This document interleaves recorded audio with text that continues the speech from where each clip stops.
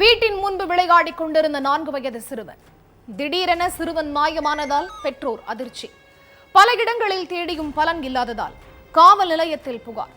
சந்தேகப்பட்டு பக்கத்து வீட்டை அடித்து நொறுக்கிய திருமக்கள். பீரோவுக்குள் துணியோடு துணியாக கிடந்த சிறுவன் சடலம். அப்பாவி சிறுவன் கொல்லப்பட்டது ஏன்? தமிழ்நாட்டையே உலுக்கிய பகீர் சம்பவத்தில் நீதிமன்றத்தின் தீர்ப்பு என்ன?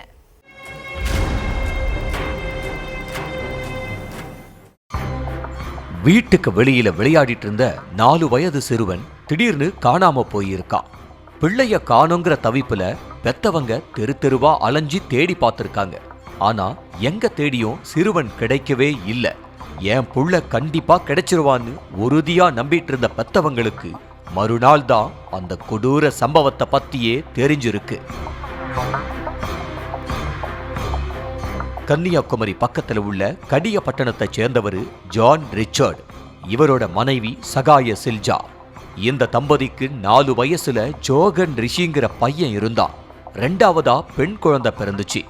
2022 ஜனவரி 21ஆம் தேதி காலையில ஜான் ரிச்சர்ட் வழக்கம் போல வேலைக்கு போயிருக்காரு.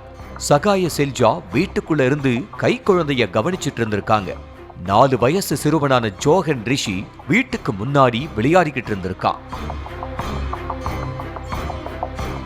ரொம்ப நேரமா விளையாடிக்கிட்டு இருந்த பையனை சாப்பிட கூப்பிட்டிருக்காங்க தாய் சகாய சில்ஜா.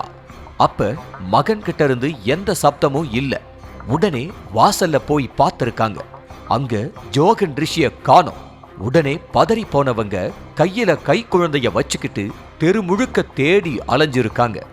எங்க தேடியும் கிடைக்காததுனால கணவருக்கு போன் பண்ணி விஷயத்த சொல்லி இருக்காங்க.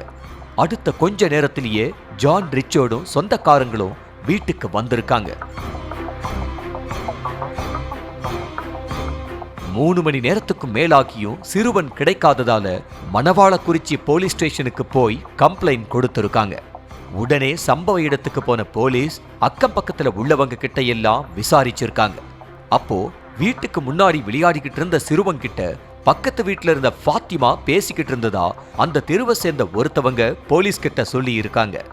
உடனே போலீஸுக்கு அந்த ஃபாத்திமா மேல டவுட் வந்திருக்கு. இந்த விஷயம் கேள்விப்பட்டதிலிருந்து ஏற்கனவே எங்களுக்கு அவங்க மேலதான் சந்தேகமா இருக்கு, அவங்களோட நடவடிக்கை தான் எங்களுக்கு வித்தியாசமா தெரிஞ்சதுன்னு சிறுவனோட அம்மா அப்பாவும் போலீஸ் கிட்ட சொல்லி இருக்காங்க. அதுக்கப்புறம் சிறுவனோட பக்கத்து வீடான ஃபாத்திமா வீட்டுக்கு போய் சோதனை பண்ணி இருக்காங்க. அங்க எந்த தடையும் சிக்கல. அடுத்து ஃபாத்திமாவை ஸ்டேஷனுக்கு கூப்பிட்டு போய் விசாரிச்சிருக்காங்க. அப்போ தனக்கு எதுவுமே தெரியாதுன்னு ஃபாத்திமா அடிச்சு சொல்லி இருக்காங்க. இதுக்கிடையில சிறுவனோட உறவினர்களும் தெருமக்களும் ஃபாத்திமா வீட்டுக்குள்ள புகுந்து அங்க உள்ள பொருட்களை எல்லாம் அடிச்சு நொறுக்கி சூறையாடி இருக்காங்க. பெட்ரூம்ல உள்ள பீரோவையும் அடிச்சு துவம்சம் பண்ணியிருக்காங்க. அப்ப பீரோக்குள்ள ஆடைகளுக்கு நடுவுல சிறுவன் ஜோகன் ரிஷி வாயில துணியால கட்டப்பட்டு சடலமா கிடந்ததை பார்த்து அதிர்ச்சி அடைஞ்சிருக்காங்க. விஷயம் தெரிஞ்சு சம்பவ இடத்துக்கு வந்த போலீஸ் சிறுவனோட சடலத்தை மீட்டு போஸ்ட்மார்ட்டத்துக்கு அனுப்பி வச்சாங்க. வசமா மாட்டிக்கிட்டோம், இனிமே தப்பிக்க முடியாதுன்னு தெரிஞ்சுக்கிட்ட ஃபாத்திமா எல்லா உண்மையையும் போலீஸ் கிட்ட சொல்லி இருக்காங்க. ஜோகன் ரிஷி மட்டும் வீட்டு வாசல்ல தனியா விளையாடிக்கிட்டு இருந்ததை பார்த்த ஃபாத்திமா சிறுவன் போட்டிருந்த நகைகளை கொள்ளையடிக்க பிளான் பண்ணியிருக்காங்க. சிறுவன் கிட்ட சாக்லேட் தரேன்னு சொல்லி வீட்டுக்குள்ள கூப்பிட்டு போய் கை கால கட்டி போட்டு வாயில துணிய வச்சு கட்டி இருக்காங்க. அதுக்கப்புறம் 1 பவுண்ட் செயின், 1/2 பவுண்ட் கை செயினை பறிச்சுக்கிட்டு சிறுவனோட முகத்துல தலையணைய வச்சு அமுக்கி துடிக்க துடிக்க கொன்னு இருக்காங்க. சடலத்தை எங்கேயாவது தூரமா கொண்டு போய் போட்டணும்னு நினைச்சிருக்காங்க ஃபாத்திமா. ஆனா அதுக்குள்ள சிறுவனோட சொந்தக்காரங்கள்லாம் தெரு முழுக்க தேடி அலைஞ்சதுனால சடலத்தை வெளியில கொண்டு போக முடியாம போயிருக்கு.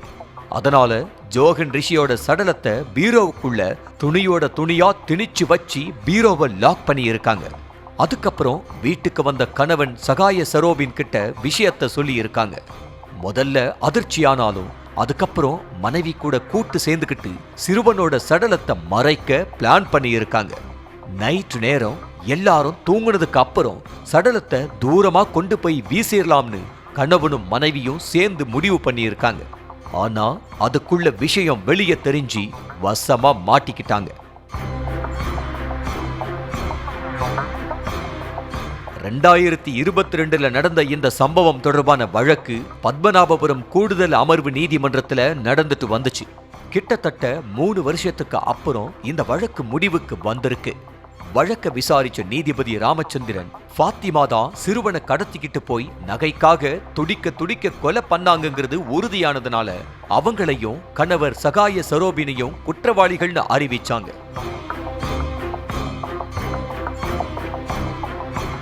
ஃபாத்திமாவுக்கு சிறுவனை கொலை பண்ணதுக்காக ஆயுள் தண்டனை, சிறுவனை கடத்தினதுக்காக 10 ஆண்டு கடுங்காவல் தண்டனையும், கொலைய மறைக்க முயற்சி பண்ணதுக்காக 1 வருஷ சிறை தண்டனை, சிறுவனோட நகைய திருடன குற்றத்துக்காக 7 ஆண்டு கடுங்காவல் தண்டனையும் விதிச்சு நீதிபதி உத்தரவிட்டிருக்காங்க.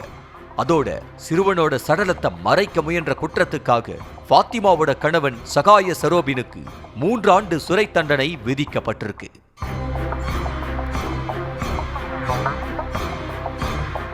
மகன் வெறுங்கழுத்தோட இருக்கக்கூடாதுன்னு நினைச்சு பெத்தவங்க கஷ்டப்பட்டுனாலும் பிள்ளைங்களுக்கு நகை வாங்கி போட்டு அழகு பாக்குறாங்க. ஆனா அந்த தங்க நகையே பிள்ளைங்களோட உயிருக்கு ஆபத்தா அமைஞ்சிருக்கு. இப்ப உள்ள காலத்தையும் சூழலையும் புரிஞ்சுக்கிட்டு பிள்ளைங்களுக்கு, அதுவும் குறிப்பா சின்ன பிள்ளைங்களுக்கு தங்க நகைகள் அணிவிக்கிறத பெற்றோர் முடிஞ்ச அளவுக்கு தவிர்க்கிறது தான் நல்லதுன்னு காவல்துறையினர் அறிவுறுத்தி இருக்காங்க.